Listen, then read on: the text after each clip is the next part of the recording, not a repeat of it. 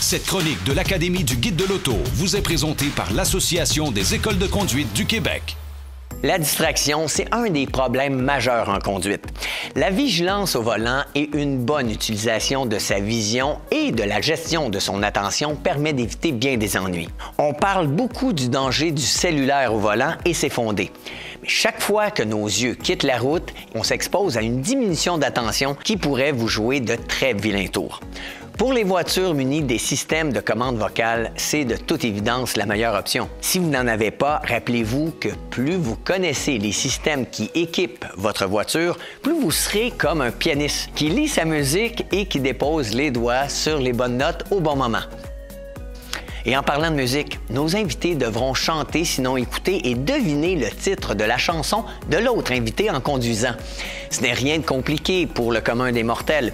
Ils seront en communication par cellulaire et n'auront droit qu'à un seul écouteur. Pour ceux qui ne le savent pas, la loi nous permet l'utilisation d'une seule oreillette en conduisant. La plus grande difficulté dans cette épreuve du duel sera de se mettre à chanter à un point précis du circuit qui exige d'effectuer au même moment un virage serré et qui demande surtout un partage d'attention. L'idéal, c'est simplement d'attendre d'avoir négocié le virage pour commencer à chanter. Si nos participants ont bien mémorisé leur chanson et s'ils connaissent l'endroit exact où ils doivent commencer à chanter, ce sera beaucoup plus simple et efficace pour eux. Et pour l'autre artiste qui, lui, devra deviner le titre de la chanson, il est beaucoup plus facile d'écouter que de chanter dans cette zone. Mais bien sûr, s'il connaît bien son répertoire musical.